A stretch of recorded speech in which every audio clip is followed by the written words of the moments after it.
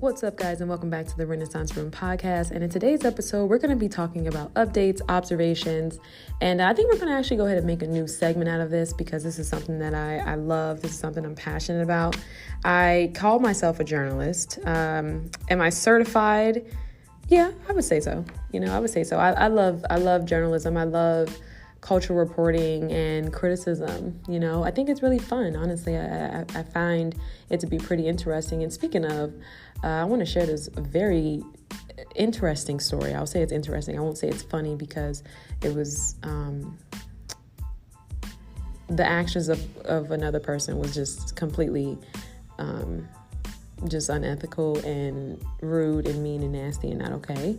And so there was this experience where someone came to my job and they didn't like the service that they got from a particular person who happened to be a gay black man.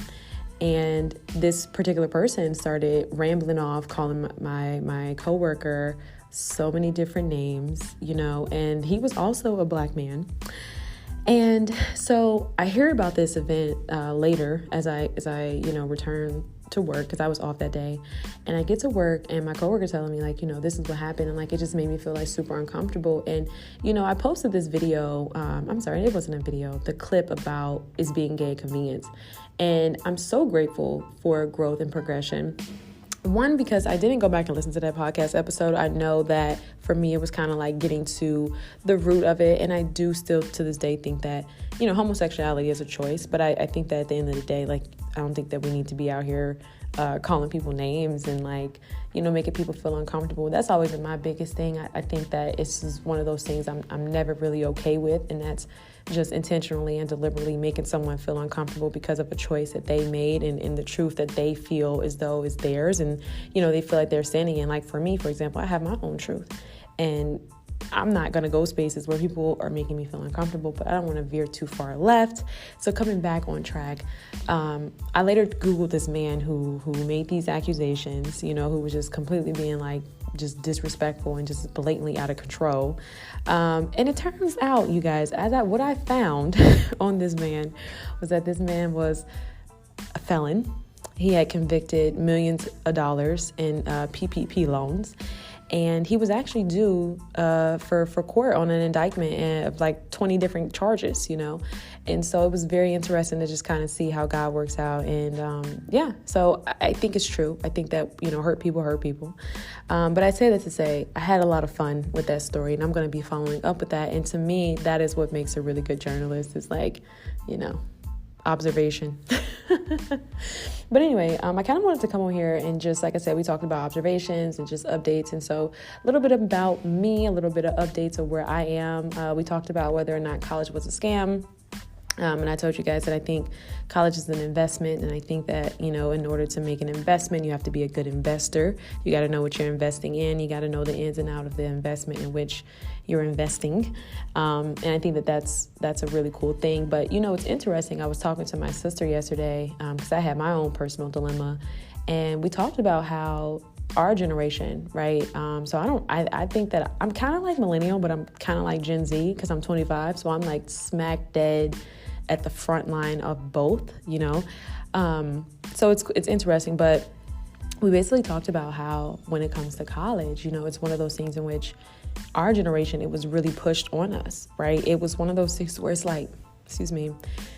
if you don't go to college, it's what are you going to do with your life? It was if you don't go to college, you about to just be out here barefoot and pregnant. That's what it was giving.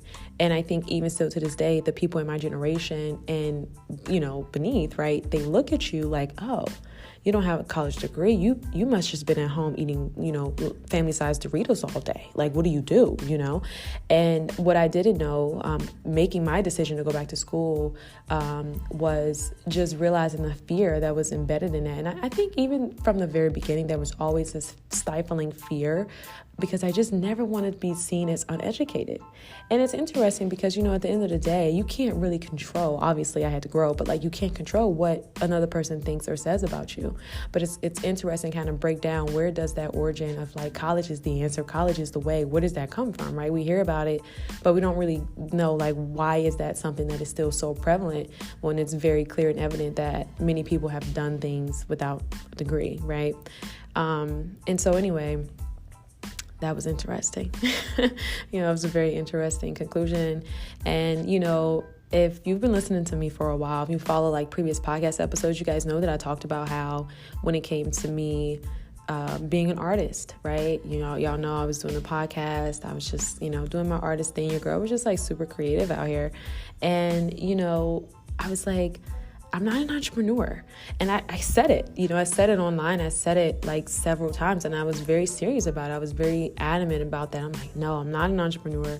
I'm an artist, and I was like, I'm not doing this. I mean, if people support my art, then that's okay. I just didn't have that fire. I didn't have that sense of belief within myself. And, as I say here today, I think that everything comes full circle, and I think that we're always learning and we're always growing. And so you have to give yourself grace. I think that just overall, you never really see the full picture until it comes full circle. And, what I found to be true for myself is that there was just this underlying denial about entrepreneurship. And I knew that was always the thing in which I wanted to do, because for me, it was more so about forging my own path. I tried very hard to look into the lives of other people who had similar interests and passions, and people who had done things, exceedingly and exceptionally well. But I never really found where I fit in that. And I never really found, I'm very passionate about journalism. Like I said, I like doing research. I love learning. I got this book. It talks about the strengths of individuals. And for me, what I've learned about myself is that me being a learner is really an innate talent. But it's one of those things in which the book explains it in a way that says, hey, you are a learner, but you're more so in love with the process of learning a thing versus the result, right? And so you can find yourself learning a lot of different things, but you're not really doing this because you want this degree, or you're not doing this because you want, you know what I mean? You're doing it because you just love learning, and it's just the learning process that's exciting for you. And I found that to be true for myself, man. When I say books are probably one of the most validating sources for me, I feel so validated when I read books. I'm like, okay, great. I know I'm not crazy, right? And you got to find that haven for yourself too, because it's growing up, just to be honest, your brain is different. Everyone thinks differently. I was talking to my professor, and it's funny because it's I'll say something and it goes over his head, and it's not oh, this person is dumb. It just means our brains function differently. He may be someone who has an innate talent, or X, Y, and Z, and I'm not in that area, and I thought about that too. And I was dealing with my other professor who, personally, I think that, it's very difficult learning from her, because I don't think that she's intelligent, to be honest. I don't think that she is someone that I would want to learn from. I don't think that she has the skills or the information to really be a teacher, right? I think, one of the things that I think that makes a good teacher is the ability to keep the audience engaged, and the ability to keep, the lecture and everything just interactive and in harmony, and I don't feel like she does that. She has this tack about her where it's she just comes in and just talks and talks and talks. All gas, no breaks. And it's just girl, and it's she tries to get excited about it. But the lecture, to me, I think that she comes from a background of a second grade or maybe a 7th grade science teacher. I just don't really like her methods. I don't really like her background. I just don't think that she's qualified to teach a college course. I don't think that, and another thing too, for me, it was more so not even really attacking her. Let's just look at the system of it all. Cause it's where did y'all find this lady? You know what I mean? She's clearly not qualified. And, we had a conversation about an assignment that I had due. And I said, I'm why is this assignment less than the points that was awarded for the assignment when me and you went over the assignment? It was a lab. And, me and her went over the assignment. I asked her about the questions as I'm doing the lab. She's like, yes, this is it. Yes, that's it. That's correct. And so when I get the assignment back and it's less than 100, I'm like, why is this less than 100? And she's like, I didn't grade it yet. And in that moment, I knew that there was some underlying, something she had against me, because there's been a lot of times where I've had to correct her. There's been a lot of times where I've asked her about, the things that she's been speaking about, and she says she doesn't know, And so I think just for her, on top of me being Black, let's just be honest, you have someone who's challenging you, that's a problem. And I'm not gonna lie, I think that retaliation has been reflected in my grade in that class, because I can never really seem to understand. And it's like the class in itself is so basic and so elementary. It's like I don't really see what you can't possibly be expecting me to give you any type of critical theory about anything when you teach at such a basic level, and I'm not saying this to toot my own horn. I'm just saying this to be real. I feel like what she's teaching is like she has a very basic understanding of her subject. And, I think to be a professor, to be considered a doctor, I think you need to be pretty damn well-rounded. I'm gonna be honest, especially if you're gonna be sitting up in my face and you want my, thousands of dollars. That ain't gonna fly. And I think that's another thing that I'm learning about colleges is like, it's very tough when you choose a university that doesn't necessarily house, the resources and the professors and the knowledge that you need for the thing in which you're trying to study, right? So like my university is not a university of journalism. It's a university of science, right? So that means that all of the talent that they're packing in, right? The best doctors, it's like Johns Hopkins, like they're going to get the best doctors, right? Because they're based in medical, the medical field. So it's like you have to be mindful of that when you're choosing a university. If you are thinking about going to university, it's something to consider.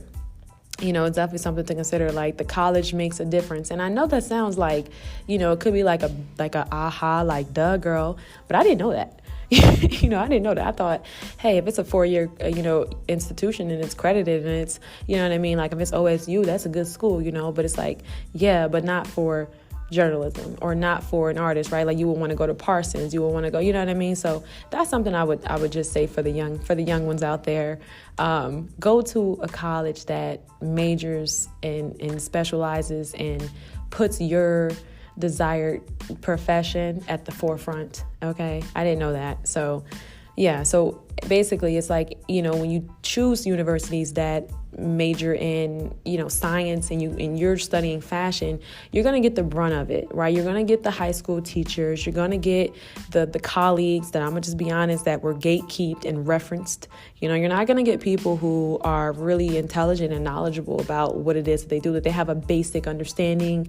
They knew a couple people, and the opportunities were given to them. There was a girl in my class actually, let me pause because, girl, I feel like, hey, like I said, these podcast episodes are just, like I said, observations and segments. And, it's just a matter of me updating you guys and talking about what I've seen, right? It's kind of like commentary a little bit.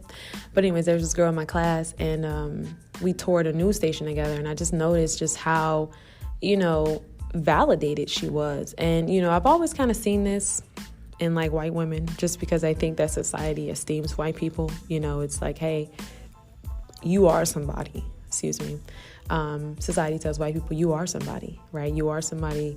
You are superior. You are, So I can understand where her validation would come from. And, it's funny because, I'm pretty validated too. I grew up, my dad's like, you can do anything you want to do. You can do anything you put your mind to, blah, blah, blah. And so I think for me, that's where that came from. But I noticed that with this girl and I'm like, yeah, this sucks because she sucks. She's just not, I just don't like, I feel like I have this innate sense of like seeing the strengths in others, and I can identify those strengths in others. And I just noticed that, I just didn't really see those strengths in her, but she's very validated in the space. And, you can sometimes notice it because there will be like this sense of entitlement. Like, I know I'm going to get this position because I want it. Right. And I think that kind of ties into like patriarchy and like white supremacy and white privilege a little bit, because it's like, like we want this land, we're going to take it. We want this whatever, we're going to take it, and it's because they've been esteemed to have that, right? Versus other cultures may say, hey, you know, I'm gonna consider this, I have to work for this, I have to, you know, I don't know. But it was just very interesting seeing that. And, you know, that made me think about, I'm going to end with this too, because that made me think about just today's time. And another observation that I have, which is the competition between women. Now, this was something I noticed a little while ago, honestly. It's been happening to me a few times in my life. I got a few instances where I was leaving the gym and there was this black dude at the counter. And, you know, I'm leaving the gym. There's this white girl and who just like completely just like does the most to like get out the gym, get beside me. And I'm like, what the fuck is like, what is this all about? You know, and this is where like just intuitively you're like, oh, okay, it's because there's this guy here. And you know, at this time there was a rise of the interracial dating. You had the TikToks and all that stuff. And, you know, it's funny to me because it's like, I don't think that people who obviously they don't know, obviously that's why they get on, that's why they do and say the things they do. But like, you have to be mindful of, you know, what you're advocating for. You have to be mindful of what you're doing and saying and the messages you're portraying when you come online, because people are watching you. And even if you're an idiot, you may have some influence. And, you know, what I've noticed is that it's created this sense of confidence. It's created this sense of just like competition between white and black women, and it's a very interesting thing. And you know, I went to dinner a couple weeks ago, and you know, I was sitting at dinner, I was having my dinner, and there was these two older white women who sat beside me, and I'm minding my business. You know, at this point I'm like, I'm feeling lovely, I looked very beautiful. I just was having a good time. You know, it's one of my favorite restaurants. I was excited to try the sea bass. You know, I ain't never had sea bass. I'm like, okay, yes, we're gonna try the sea bass. I'm gonna give me a nice glass of red wine. It was beautiful out. You know, it wasn't too cold. Like, it was fabulous. You know, and I was very delighted in that night. And you know, there was a live jazz band. It was a black man and a black woman. You know, the night was just perfect. Okay. So I get to the restaurant and this lady's like, you can't, someone's sitting right there. And I'm like, okay, that's fine. You know, no problem. Nope. Hey, it's yours, right? It's yours. I step aside, you know, I order my food. I'm minding my business. And I just hear, you know, her commentary about, in the green dress. And, you know, it's muffled, but it's like, oh, she's talking about me, you know, but I'm not paying any attention. I'm going on by my day. And, you know, I hear more commentary. Like, I mean, when I say it was going on all night, and she wasn't far from me. So it was kind of like she really was saying a lot of things for me to hear her. And she's like, they're all like that. And, you know, just little things I'm catching from the conversation. And I'm just like, wow, this is so crazy. Like, she really wants a reaction out of me. I'm not going to give it to her, of course. But then they order me a shot. And I'm like, I'm not taking the shot because clearly you're talking smack about me. You know what I mean? You want to be tight, but I'm not letting you in. You know what I mean? And I could just tell she was very bothered by that. And I think, again, that goes back to, like I just said, white people have this thing sometimes. They may not realize it, but it's like, if you want something, you can have it. You know what I mean? Like, they felt so entitled to my presence. They felt so entitled to joining me on my evening, you know, that they then felt entitled to sit and antagonize and try to harass me because I did not invite them into my space, you know. So the night goes on, you know, I didn't accept the drink, you know, and I just hear her talking to the man like, yeah, you know, such and such is like that at the office, but the other girl, she's like that lady down there in the green, like blah blah blah. Just, I mean, going on and on. Then she's like, I like bees who like